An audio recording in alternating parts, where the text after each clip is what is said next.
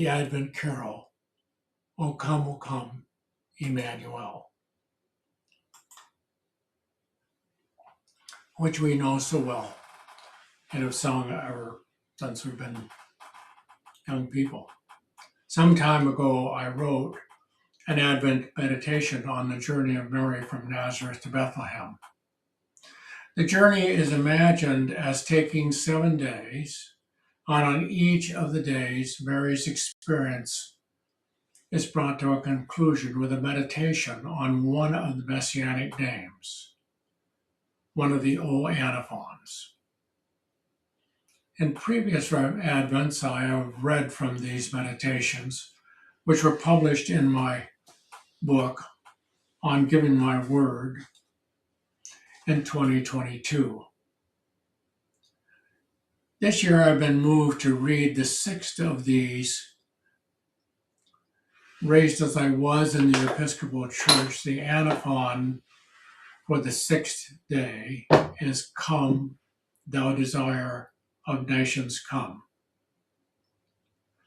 However, in the Latinate version, it is Rex Gentum, King of all the nations.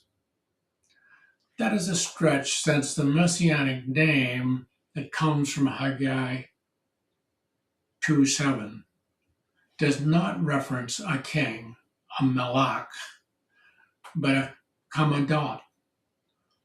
In the Septuagint, that is the Greek translation of the Hebrew text, it is translated eklekta. Both the Hebrew and the Greek are plurals, and they're something that belong to the nations. What all the nations hold to be precious or chosen, to be their election. The Septuagint translation is connected with the messianic title, chosen, elect of God, which offers a clue as to when and how the Haggai text became identified as the name of the Messiah. I do not sense that the title King of all the nations is messianic. It has already been claimed by a number of imperial pretenders and is rooted in a geopolitical frame of reference. Desire of desires implies a transcendence that strikes me as being clearly messianic, something to do with the hope of who we are and our basic being. For the purpose of our meditation, desire connects the essence of who we are. Desire is a fundamental existential of our being, and it is what makes us human. I claim boldly that in spite of all the bad rap that desire takes on in Western theology, such as sinful desires that draw us from the love of God, a desire is not itself sinful only when it loses track of its origin in the soul as something moved by God. With that in mind, I would like to invite you to place yourself at the west end of the city of Jericho, where the road to Jerusalem, called the Kelt, begins its ascent. Mary arrives there with Joseph on the sixth day of their journey from Nazareth to Bethlehem.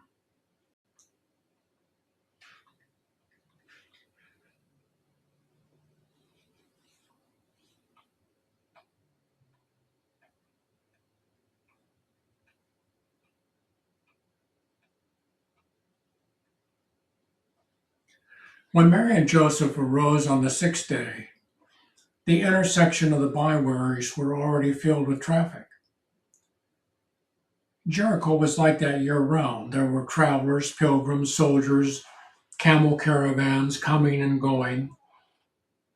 They came from and went back to all the nations of the world: Petra, Ethiopia, Saba, Libya, Egypt, Damascus, and Tyre.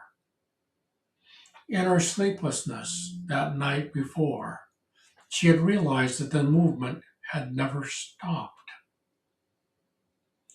not even in the dead of night. She asked herself, what was it that moved all these people to be so far away from their home? The easy, sheltered walk down the Jordan Valley was over, and it was time for them to face the ascent westward into the hill country where Jerusalem sat, scarcely 20 miles away on its own ridge. The rapid climb was softened by the fact that the Romans had built a road up the canyon known as the Kelt.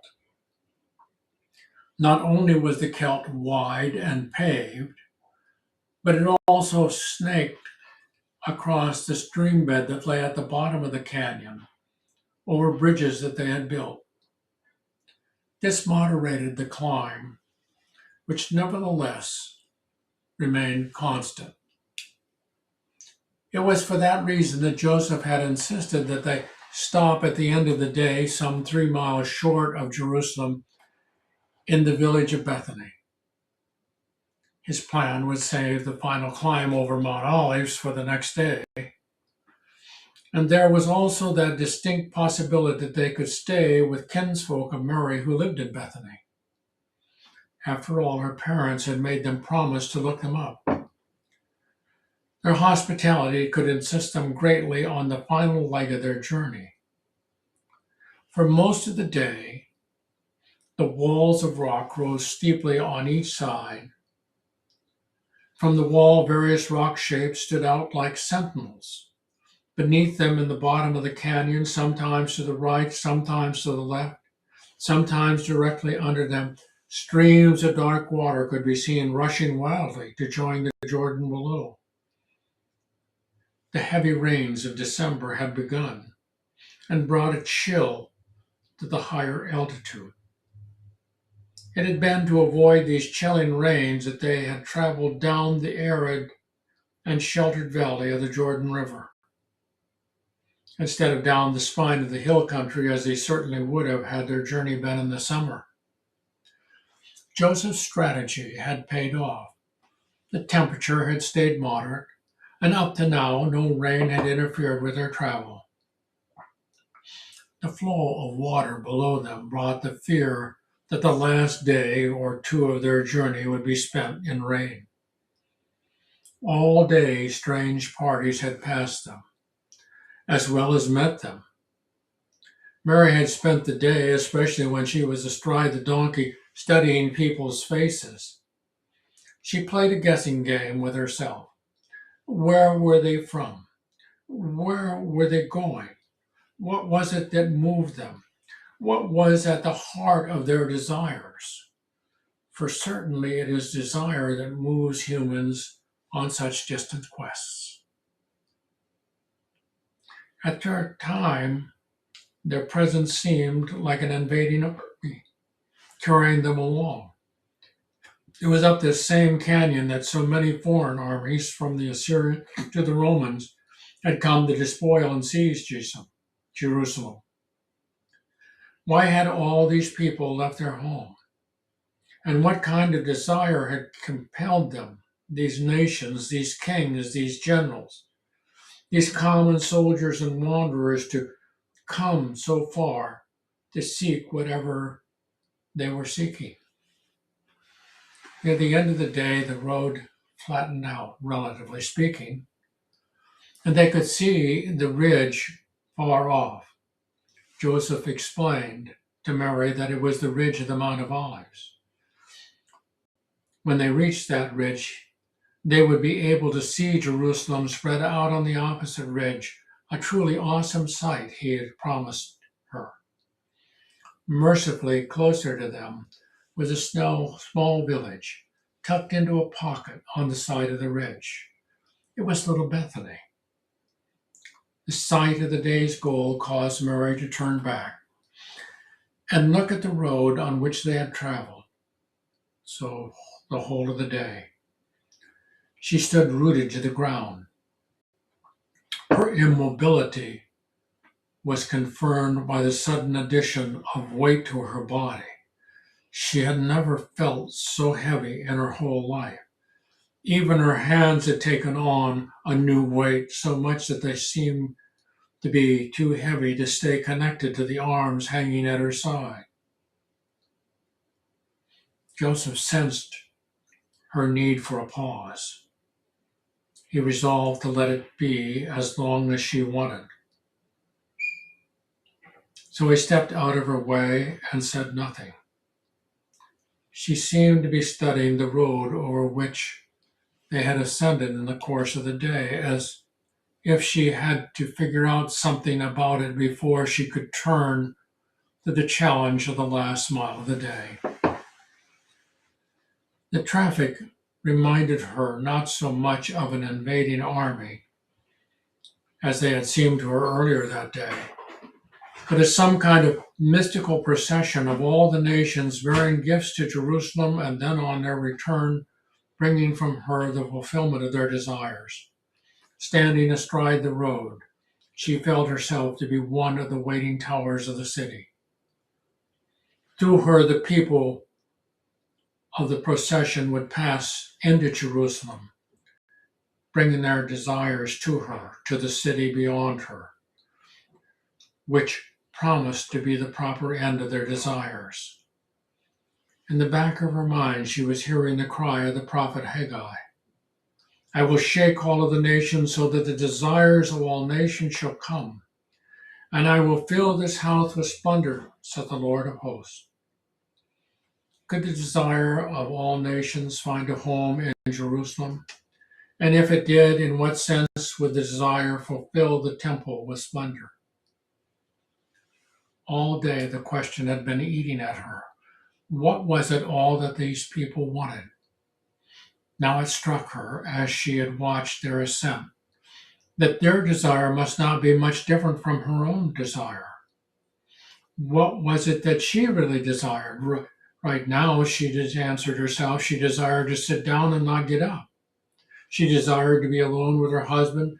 She desired to have her child's birth behind her, to be at home in Nazareth.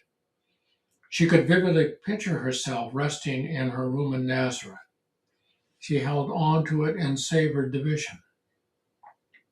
She was honest enough with herself and forming to see this picture, that when she was there having what she had just called her desire, she was desiring something more. It had always been that way. She had seen it with others as well. They said they wanted something, but getting it simply made them want something more or else. The nations appeared to know what they wanted. They wanted resources, grain, wine, oil, taxes, tribute, glory, empire, but they were never satisfied. What was all this restlessness in humankind? Did anyone really know what they wanted? The problem, she suddenly thought, was that human beings fail to recognize what it is that they really desire. That is, they keep trying to solve the problem of their desiring first with this and then with that, often inevitably seeking it at the expense of others. If one should ever find what they really desired, then they would be at peace. They would be at rest still. They would not be seeking it at the expense of others. They could end this restlessness and at last rest. Then she was still. Desire had stilled her. Her thoughts no longer traveled back to Nazareth or even ahead to Jerusalem or Bethlehem, to her husband, to the end of her pregnancy. She suddenly desired one thing, and that was God. It was God that was the desire of all desires, and God was there for her and at no one else's expense. The moment was filled with glory and splendor. When the moment had passed, she knew she had to move. So she moved her right leg and it carried her around till she was facing the hill where little Bethany was content to be nestled in the pocket of the rich, content itself to stay forever without a view of Jerusalem. Mary would have to wait till tomorrow to see Jerusalem, and tonight, hopefully, she could rest with some family. To still any further desires, or better, to put them in their proper place, she prayed. O come, desire of nations, bind us in one the hearts of all mankind. Bid thou our sad divisions cease, and be ourself the King of Peace. Well, thank you, and may your Advent journey find a renewal of desires of your own heart.